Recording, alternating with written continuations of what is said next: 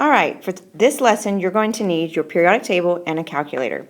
And what we've calculated so far is average atomic mass, which is the small number at the bottom of each symbol, right here, okay? And what we've been using so far is just the average of all the isotopes. But those also are something called grams per mole as a unit, okay? And what that is saying is that there is 1.0079 grams in 1 mole of hydrogen, okay? And so we're going to need this throughout the year. So this is very important that you understand how to calculate molar mass, because we will be doing it, I promise you, for the rest of the year. Whenever we're taking the masses off of the chart, we're always going to round them to 2 decimal places. So the ones we have listed here, carbon, would become 12.01 grams per mole. And then if you look at copper, this 4 would be rounded up by the 6 that comes behind it, so it would be 63.55 grams per mole. And then hydrogen would become 1.01. And so that's the way you round those. You just have to look and see what comes behind that second decimal place and see, does it round it up or does it stay the same? Okay, so here's some other examples to look at. We already did carbon, becomes 12.01. If you look at an aluminum, it's 26.98, so that 2 does not round it up, so it becomes 26.98, stays the same. And then, of course, zinc only has 2 decimal places, and you'll see a few of those like that on the table, and we just write that down as 65.39. So now that we understand how to round the 2 decimal places, and I will have to repeat this, I'm sure, several times in class, but you will always round the molar masses to 2 decimal places. Now let's talk about how we find the molar masses of compounds instead of just the individual elements. The way that we do that is we simply add all of the compounds' molar masses together, and then we round that final answer to 2 decimal places. So let's start with water, and for some reason when I pulled this PowerPoint into this program, it took all the subscripts and made them big, so let's make sure you understand that it's H2O, okay? And so what that is saying is that I have 2 hydrogen and 1 oxygen. So I'm going to go look at my molar masses. If I take hydrogen, it rounds to 1.01, and since I have 2 of them, I'm going to say 2 times 1.01 plus, and that's important because if you multiply these together, you will get a super big molar mass, which won't be correct, and then plus oxygen. If I look at oxygen, it's 15.9994. So I'm looking at that last decimal place right there. And if you see, there's a 9 that comes behind it, so we'll actually round that to 16. And then when I add those together, you get 18.02, which is the molar mass of water. And I promise you by the end of the year, or actually probably fairly quickly, you will have that number for water memorized because we use it so much. And now let's look at sodium chloride. If you look at sodium, it's 22.990. So we will write that down as 22.99. If you look at chlorine, it's 35.45. That 3 does not round it up, so we use 35.45. And we add those 2 together. Remember, we're adding, not multiplying, and we get 58.44 grams per mole. All right, let's do a couple of more. Again, this PowerPoint likes to change things on me, so it's NaHCO3, okay? And when you see these subscripts like this, they only count for the element that they are right behind. So they only count for this oxygen here, okay? So I look at my sodium. I have sodium is 22.99, so I write that down there. My oxygen, my hydrogen, we said was 1.01, so that's there. And then we have 12.01 for carbon, and then remember oxygen rounds to 16, and since we have 3 of those, we do 3 times 16.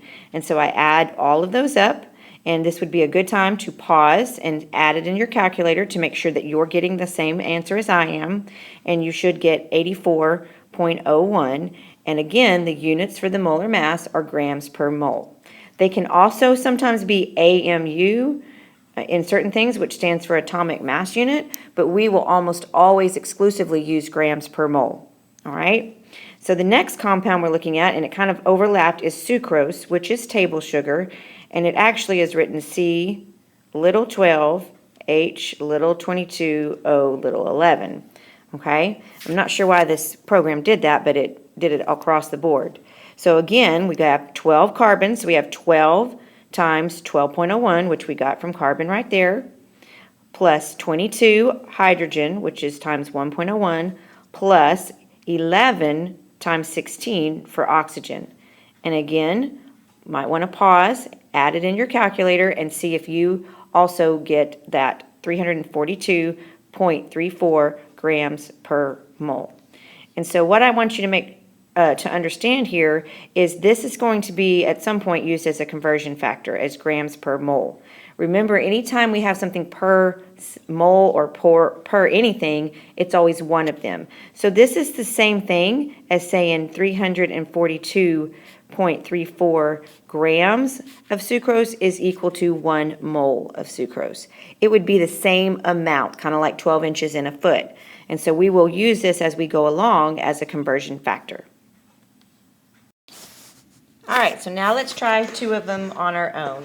And these are in your notes, if you're following along, hopefully in your notes. They're at the bottom of the page. And so we're going to do first something called ammonium sulfate. And let me write the formula down here because it's kind of overlapped. And again, they did that whole thing with the subscript.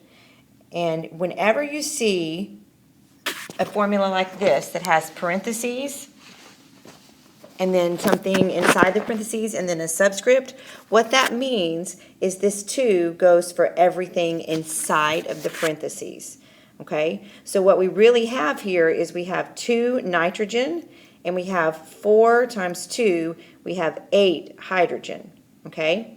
Still only 1 sulfur, and then of course the 4 oxygen, all right? So now let's do that all together, and as we put this on here, you might want to pause, because I go a little faster than sometimes you guys do. So we're going to add that all together. So I'm going to say 2 times the nitrogen, which is 14.01. And then I'm going to say plus, I had 8 hydrogen, which is 1.01, plus 1 sulfur, which if we round sulfur becomes 32.07, plus we had 4 oxygen, times the 16.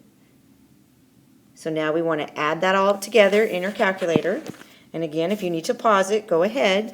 And what you should come up with is 132.17 grams per mole. And remember, that's the same thing as saying that for every 132.17 grams of ammonium sulfate, it is equal to 1 mole of ammonium sulfate. Okay, last one.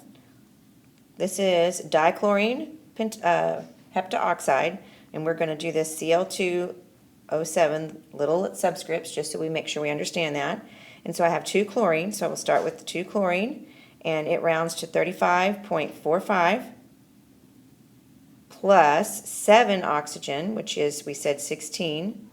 And when we do that math, again, pause if you need to, you should get 182.90 grams per mole.